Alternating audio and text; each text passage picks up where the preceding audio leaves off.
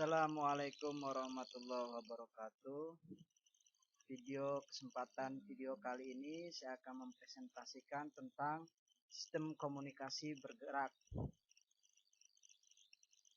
Teknologi komunikasi saat ini telah berkembang pesat. Selain telah menerapkan komunikasi wireless atau nirkabel, juga telah diaplikasikan untuk kondisi bergerak. Teknologi ini terbagi atas beberapa jenis. Di antara teknologi tersebut adalah GSM, CDMA, dan teknologi 2G, 3G, HSDPA atau HSUPA.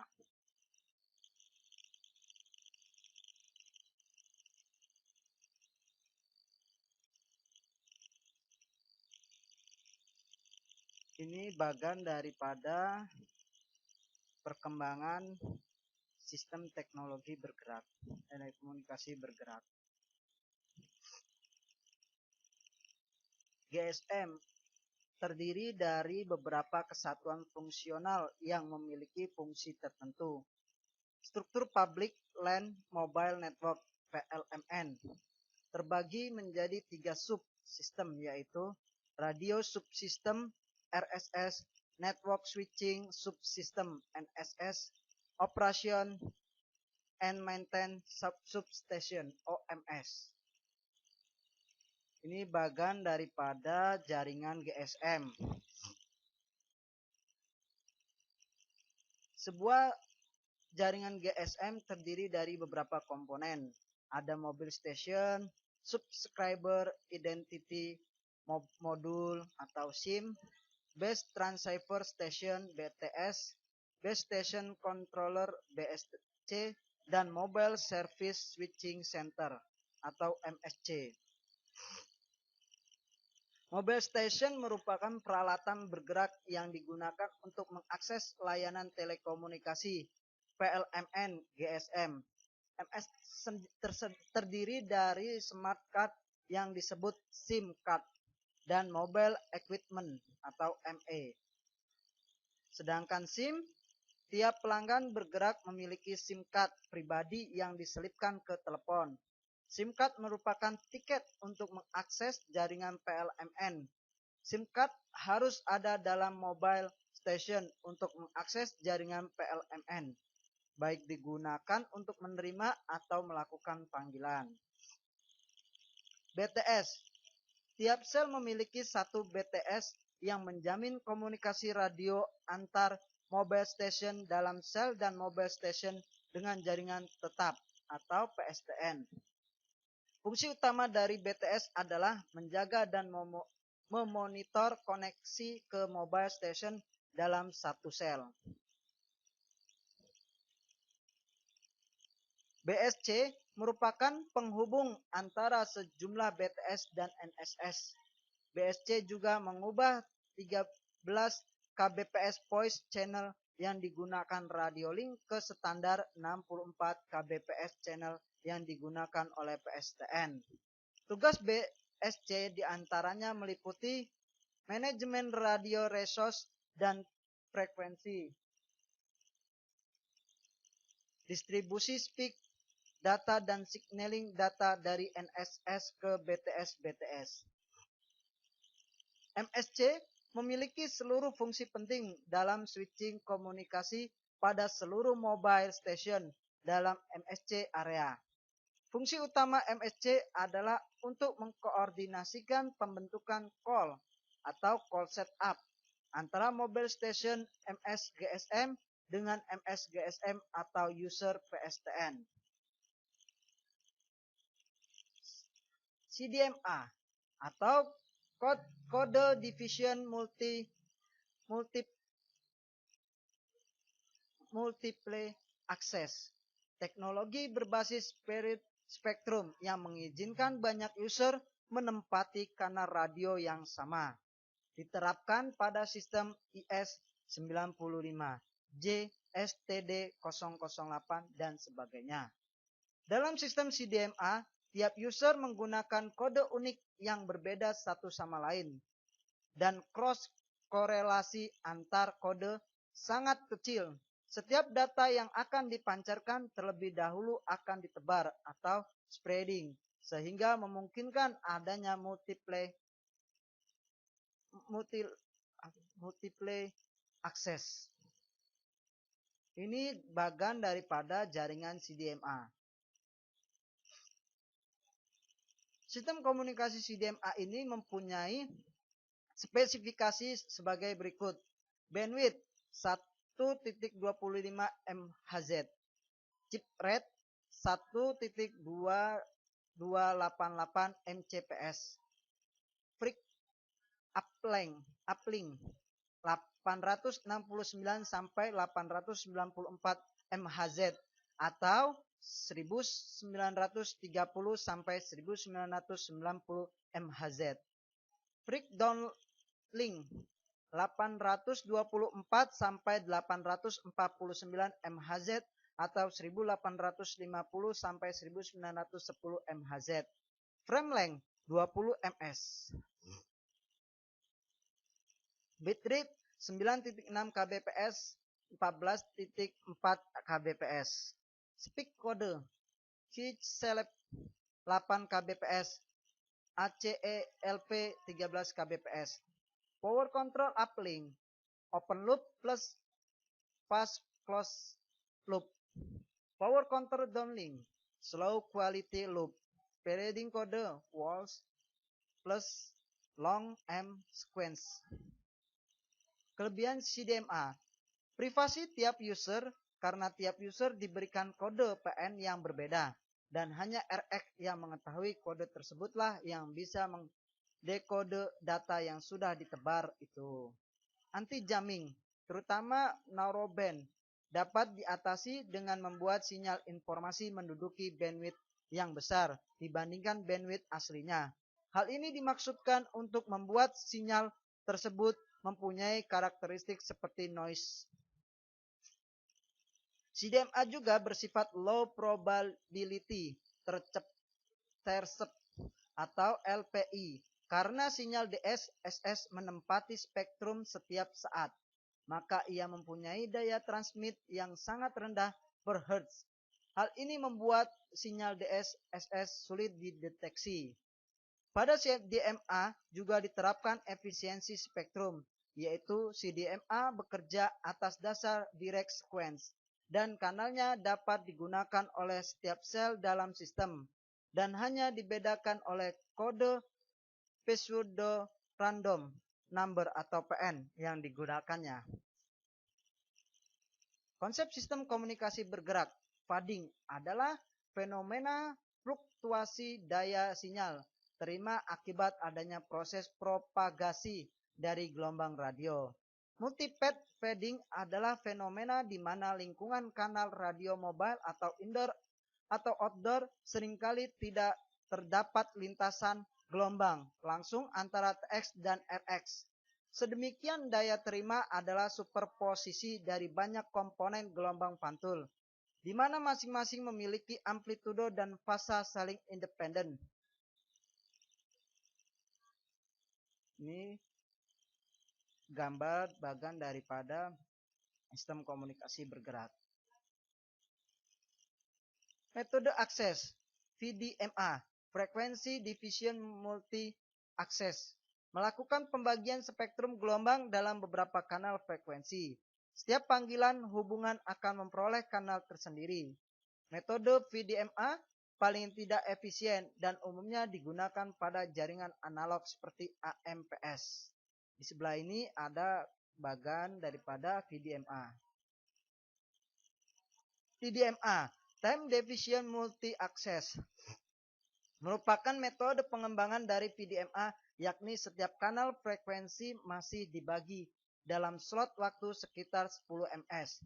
Data pada setiap hubungan komunikasi diubah dalam format digital dengan waktu pencuplikan data atau sampling 30 ms. Data cuplikan dari 3 hubungan komunikasi selanjutnya ditempatkan pada sebuah antrian penggunaan kanal frekuensi. Masing-masing data cuplikan akan mendapat sebuah slot waktu untuk pengiriman pada kanal. Metode TDMA digunakan pada jaringan GSM atau Global System for Mobile Communication. Ini perbedaan gambar daripada TDMA dan CDMA. CDMA, Code Division Multiple Access, merupakan metode multiplexing yang paling canggih dan rumit. Seluruh daerah frekuensi digunakan bersama-sama tanpa pembagian kanal. Untuk membedakan antara masing-masing hubungan, digunakan sistem pengkodean dengan modulasi frekuensi atau pengubah pola frekuensi pembawa secara unik untuk masing-masing di hubungan. Handover. Handover adalah proses pengalihan kanal traffic secara otomatis pada MS yang sedang digunakan untuk berkomunikasi tanpa terjadinya pemutusan hubungan. Hal ini menjelaskan bahwa handover pada dasarnya adalah sebuah koneksi yang bergerak pada satu sel ke sel lainnya. Proses ini memerlukan alat pendeteksi untuk mengubah status dedicated node, persiapan handover, dan alat untuk men-switch komunikasi yang sedang berlangsung dari suatu kanal pada sel tertentu ke kanal yang lain pada sel yang sama. Keputusan untuk sebuah handover dibuat oleh BSC, yaitu dengan mengevaluasi secara permanen pengukuran yang diambil oleh BTS dan MS. Pengukuran rata-rata oleh BSC dibandingkan dengan nilai-nilai ambang batas threshold. Jika PX melebihi nilai threshold, maka dimulai proses handover dengan mencari sebuah sel target yang cocok.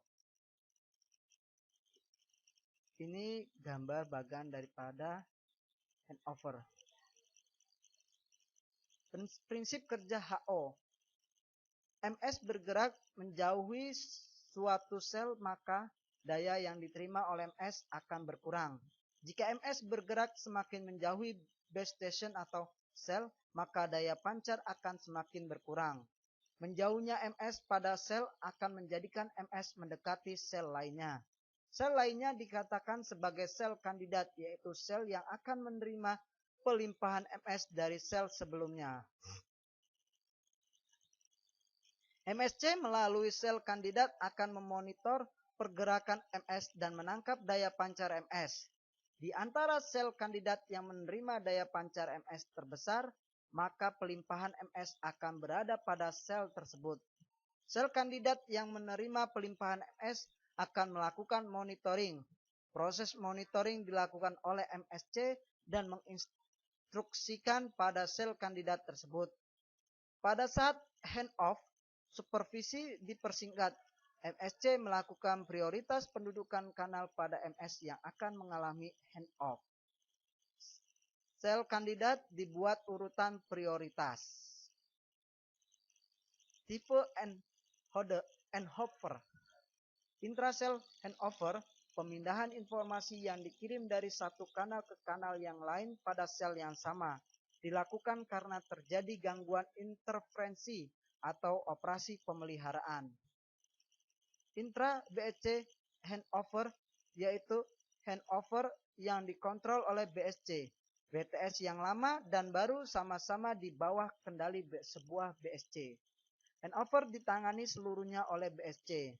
MSC menerima informasi lokasi sel baru yang digunakan MS dari BSC. Intra-MSC handover atau handover yang terjadi dalam sebuah MSC. BTS lama yang baru berada di bawah sebuah MSC, tapi dikendalikan oleh BSC yang berbeda. Inter-MSC handover atau handover antar dua MSC. BTS lama dan yang baru berada pada MSC area yang berbeda. Sistem komunikasi data bergerak. Di sini ada GPRS. Secara umum, General Packet Radio Service atau GPRS adalah sebuah teknologi yang memungkinkan pengiriman dan penerimaan data lebih cepat jika dibandingkan dengan penggunaan teknologi Circuit Switch Data atau CSD. Jaringan GPRS merupakan jaringan terpisah dari jaringan GSM dan saat ini hanya digunakan untuk aplikasi data. Komponen-komponen utama jaringan GPRS. GGSN, gerbang penghubung jaringan GSM ke jaringan internet. SGSN, gerbang penghubung jaringan BSS atau BTS ke jaringan GPRS. PCU, komponen di level BSS yang menghubungkan terminal ke jaringan GPRS. Secara teori, kecepatan pengiriman data GPRS dapat mencapai 115 kbps per second. Namun, dalam implementasinya sangat tergantung dari berbagai hal seperti konfigurasi dan alokasi time slot di level radio atau BTS, teknologi software yang digunakan, dukungan ponsel. Ini menjelaskan mengapa pada saat-saat tertentu, di lokasi tertentu, akses GPRS terasa lambat dan bahkan bisa lebih lambat dari akses CSD yang memiliki kecepatan 9,6 kb per second. Ini gambar daripada sistem GPRS. EDGE, seperti namanya EDGE, Enhanced Data Research for GSM Evolution, adalah teknologi yang dikembangkan dengan basic teknologi GSM dan GPRS. Sebuah sistem EDGE dikembangkan dengan tetap menggunakan equipment yang terdapat pada jaringan GSM atau GPRS. Jadi EDGE tidak bisa sendiri. Pengimplementasian EDGE pada jaringan existing GPRS hanya memerlukan penambahan pada sisi radio aksesnya saja. Sedangkan pada sisi core networknya, EDGE menggunakan perangkat dan protokol yang sama dengan yang digunakan pada jaringan GPRS sebelumnya. Perbedaan jaringan GPRS dan EDGE hanya terdapat pada sisi radio aksesnya saja. Sedangkan pada sisi jaringan core-nya, EDGE dan GPRS menggunakan equipment dan protokol yang sama. Sebuah jaringan GPRS dapat upgrade menjadi sebuah jaringan dengan sistem EDGE hanya dengan menambahkan sebuah EDGE Transceiver Unit atau TRU pada sisi radio aksesnya. Ini gambar daripada sistem EDGE. EDGE adalah sebuah cara untuk meningkatkan kecepatan data pada radio link GSM dengan menggunakan teknik modulasi dan coding scheme yang berbeda dengan sistem GPRS sebelumnya, serta dengan melakukan pengaturan pada protokol radio linknya. Jadi secara umum ada 3 aspek teknik baru pada EDGE jika kita bandingkan dengan GPRS, yaitu teknik modulasi, teknik coding, radio access network atau RAN. 3G, generasi ketiga atau 3G ditujukan untuk menjadi global standar bagi komunikasi wireless selular. Data rate maksimum yang diperoleh pengguna bergantung pada kondisi mobilitas pengguna, yaitu sebesar 144 kbps untuk mobile user, 386 kbps untuk slowly moving user, dan 2 mbps untuk stasioner user dengan frekuensi 1885 sampai 2200 MHz. Perkembangan pada jaringan 3G ini membuat traffic yang dapat disalurkan bukan hanya suara dan data saja, melainkan menyalurkan traffic gambar bergerak atau video. Kualitas dari video yang disalurkan pada jaringan ini bergantung pada bitrate jaringan. Wideband CDMA atau WCDMA. WCDMA merupakan evolusi dari EDGE atau 2,5G. Teknologi WCDMA ini ada 2 jenis, yaitu Digital Sequence WCDMA atau DS-WCDMA atau dikenal sebagai UMTS di Eropa, dan WCDMA TDD mode. WCDMA memiliki bandwidth sebesar 5 MHz dengan bitrate maksimum mencapai 2 Mbps. CDMA 2000 CDMA 2000 1X EF2O merupakan evolusi dari jaringan CDMA 2000 1X RTT 2,5G. Teknologi CDMA 2000 1X DO ini kemudian digantikan oleh CDMA 2001X EVDV dengan bandwidth sebesar 1,23 MHz untuk Amerika dan Korea dan 1,25 MHz untuk negara-negara lain. Bitrate maksimum yang dapat dicapai adalah 2,5 Mbps. High Speed Downlink Packet Access atau HSDPA. HSDPA merupakan salah satu teknologi generasi 3G yang sering disebut sebagai Beyond 3G atau Beyond WCDMA karena data rate-nya hampir 6 kali data rate teknologi UMTS atau WCDMA. Teknologi ini menggunakan suatu kanal 5 MHz WCDMA dengan bitrate maksimum 10,8 Mbps. Untuk teknologi HSDPA, beberapa literatur ada yang memasukkan ke dalam kategori 3,5G. Sama seperti halnya dengan teknologi High Speed Uplink Packet Access atau HSUPA. 3 fitur kunci yang ditawarkan oleh 3G. Data rate yang lebih tinggi. Sama, meskipun teknologi 2,5G telah menawarkan peningkatan data rate, namun peningkatan ini masih tidak bisa diandalkan karena pengguna masih berbagi bandwidth. 2. Peningkatan data rate pada teknologi 3G dapat dicapai baik pada saat uplink dan downlink, baik untuk kanal yang berupa circuit switch ataupun packet switch. Namun untuk yang berupa packet switch, data rate yang dihasilkan dipengaruhi oleh cost. Quality of service atau cost. Dalam teknologi WCDMA, pengembangan menyertakan aspek cost sistem sejak awal sehingga sistem akan mendukung cost dari ujung ke ujung. Hal ini merupakan perbaikan atas kelemahan yang terdapat pada sistem 2,5G. Kebergantungan bitrate pada jarak. Bitrate maksimum sistem 3G sangat bergantung pada jarak sistem dari base transceiver station atau BTS. Semakin jauh bergerak dari BTS, maka akan semakin sulit mendapatkan kecepatan maksimum. Ini gambar atau bagan daripada perbedaan 2G dan 3G. Aplikasi mobile atau IP. Mobile IP adalah protokol internet yang mendukung mobilitas dari user atau host. Tujuannya agar sebuah host dapat terus terkoneksi ke internet dimanapun ia berada.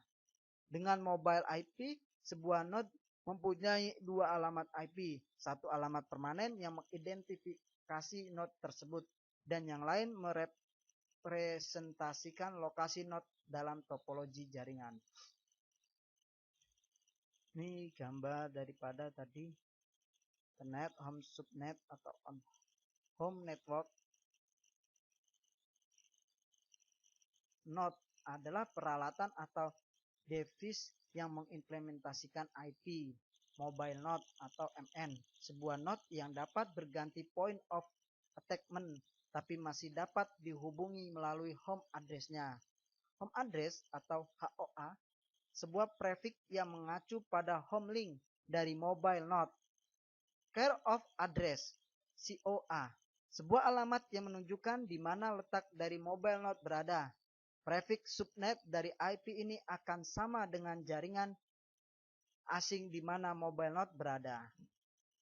Home agent, sebuah router yang bertugas meneruskan paket ke mobile node ketika tidak berada di jaringan asalnya. Binding, ikatan atau hubungan home address dan care of address. Correspondent node, CN, node yang berkomunikasi dengan mobile node. Bisa bersifat mobile atau statik. Demikianlah hasil presentasi saya pada video kali ini. Semoga apa yang saya sampaikan dapat bermanfaat bagi kita semua. Saya akhiri, wassalamualaikum warahmatullahi wabarakatuh.